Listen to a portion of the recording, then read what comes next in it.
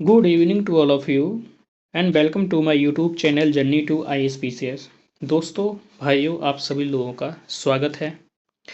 आज की अपनी इस क्लास की टॉपिक है गांधी जी से संबंधित जितने भी हमारे प्रारंभिक मूवमेंट थे वो सभी, मतलब 19 से 20 तक। ठीक है, तो इनमें आपको दो काम करना है। पहला तो आपको सॉल्व करना है और कम से कम प्रयास करना है कि 3 तो सॉल्व कर ही लें आप क्वेश्चन। ठीक ठीक है, अगर आप 2024 की प्रीलिम्स की तैयारी कर रहे हैं तो 3 ये सॉल्व कर लें। दूसरा काम करना है आपको कमेंट करके बताना है। तीसरा काम ये करना है जो कि सबसे ज़्यादा महत्वपूर्ण है, वो है कि आपको इस टॉपिक को जा कर के तुरंत रिवाइज करना है। ज़्यादा समय नहीं लगेगा, मुश्किल से 30 से 35 मिनट लगेंगे, रिवाइज हो जाएगा। और इसके थ्रू जो हम एक प्लान लेके चल रहे हैं कि प्रीलिम्स तक इसी तरह से डेली आध घंटा दे देकर प्रीलिम्स तक आते आते हम सिलेबस को 2 बार रिवीजन कर लें। ठीक है, जिससे कि प्रीलिम्स में मुश्किलें ना हो आपके लिए, हमारे लिए।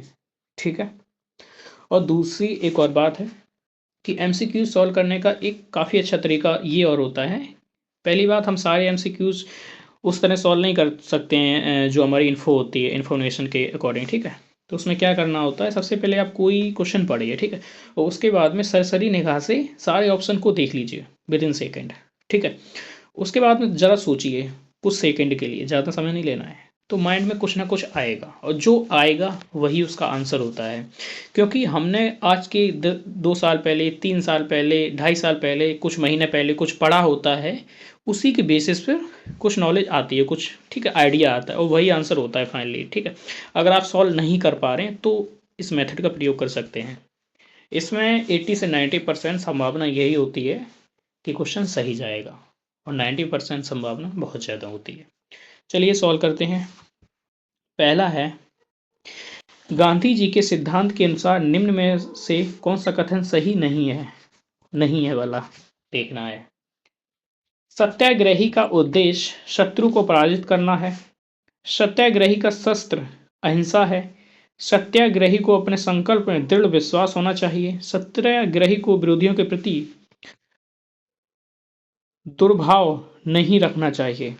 ठीक है, आपके बी सी डी तो सही है, आपका ए गलत है, यही हो जाएगा आपका। गांधी जी के कहते हैं सत्य और अहिंसा एक सत्याग्रही के 2 हथियार होते हैं, सत्य और अहिंसा। ठीक है, वो कहते हैं सत्य कि शत्रु को हमें पराजित नहीं करना है, क्योंकि शत्रु को अगर आप पराजित करेंगे तो आपका हमेशा शत्रु बना रहेगा। हमें शत्रु को जीतना है। ठीक है, क्योंकि एक जिसे आप पराजित करते हैं वो और जिसे आप जीतते हैं वो दोनों अंतर समझिए। अगर आपने अपने शत्रु को पराजित कर दिया तो ठीक है, इस समय आपने उसको हरा दिया, लेकिन कल को जब वो मजबूत जरा भी होगा तो वो बदला लेगा आपसे, कोशिश करेगा। ठीक है, हो सकता है वो सफल भी हो जाए। लेकिन आपने शत्रु को जीत लिया तो नैतिक रूप से हमेशा आपसे हार जाएगा, फिर वो आपसे लड़ने का या शत्रुता का कोई ख्याल भी नहीं रखेगा, हमेशा के लिए शत्रुता खत्म हो जाएगी। तो शत्रु को पराजित करना नेगेटिव सेंस में होता है और शत्रु को जीतना पॉजिटिव सेंस में होता है। तो हम सभी लोगों को अपने जीवन में यही करना चाहिए, प्रयास करना चाहिए कि शत्रु को जीतें, ना कि पराजित करें। जीतना एक महान गुण है, एक महान सोच है। चलिए, ये सैद्धांतिक बातें होती रहेंगी, बाद में क्वेश्चन देखते हैं, मेन एजेंडा देखते हैं। दूसरा क्वेश्चन देखिए, महात्मा गांधी ने कहा था कि उनकी कुछ सबसे गहन धारणाएं अनटू दिस लास्ट नामक पुस्तक में प्रतिबिंबित होती हैं। इस पुस्तक ने उनके जीवन को बदल डाला। इस पुस्तक का वह संदेश क्या था जिसने महात्मा गांधी को बदल डाला? सुशिक्षित व्यक्ति का यह नैतिक दायित्व है कि वह शोषितों और निर्धनों का उत्थान करे। व्यक्ति का कल्याण सबके कल्याण में निहित है। उच्च जीवन के लिए ब्रह्मचर्य तथा आध्यात्मिक चिंतन अनिवार्य है। इस संदर्भ में सभी उपर्युक्त ए, बी तथा सी कथन सही है। बताइए, आप पॉज करिए और फिर सॉल्व कर सकते हैं। चलिए सॉल्व करते हैं हम। आप कहेंगे ऑप्शन 4 हो जाए, सभी ठीक लग रहा है। ऐसा नहीं है, हालांकि उन्होंने सारी ये बातें कही थी, लेकिन मेन जो बात, जो क्रैक्स है अनटू दिस लास्ट का, वो ये है ऑप्शन 2। व्यक्ति का कल्याण सबके कल्याण में निहित है। मतलब समाज में आप सभी लोगों का कल्याण कर दीजिए तो मतलब सभी व्यक्तियों का कल्याण हो जाएगा। सभी लोगों का कल्याण करेंगे तो एक व्यक्ति का भी कल्याण हो जाएगा। ठीक है, इसी अनटू दिस लास्ट को उन्होंने पढ़ा था और एक अपनी जो हिंद स्वराज पुस्तक है 1909 में लिखी थी, उसमें उन्होंने सिद्धांत दिया था सर्वोदय। सर्वोदय यानी कि सभी का उदय, सभी का उदय करना। ठीक है, अमीर हैं उनका आध्यात्मिक उत्थान करना है, और जो गरीब हैं निर्धन है उनका भौतिक उत्थान करना है। और इसी को पूरा करने के लिए ये ट्रस्टीशिप का कंसेप्ट लेके आए थे। ये हालांकि एक मेंस का पॉइंट ऑफ व्यू से इंपॉर्टेंट है, पीटी के पॉइंट ऑफ व्यू से नहीं, इसलिए हम इसको आगे नहीं बढ़ाएंगे। नेक्स्ट क्वेश्चन है, गांधीवादी अर्थव्यवस्था के विषय में निम्नलिखित कथनों में से कौन सा सही नहीं है? ये भी सही नहीं देखना है। वे अहिंसा पर आधारित अर्थव्यवस्था पर बल देते थे। केंद्रीयकरण शोषण और असमानता को जन्म देता है, अतः अहिंसक सामाजिक संरचना केंद्रीयकरण विरोधी है। वे भारत में मशीनीकरण के पक्षधर नहीं थे, यूएसए में मशीनीकरण के पक्षधर नहीं थे। उनकी बात ये भी सही है, ये भी सही है, ये भी सही है, लेकिन ये गलत है, डी।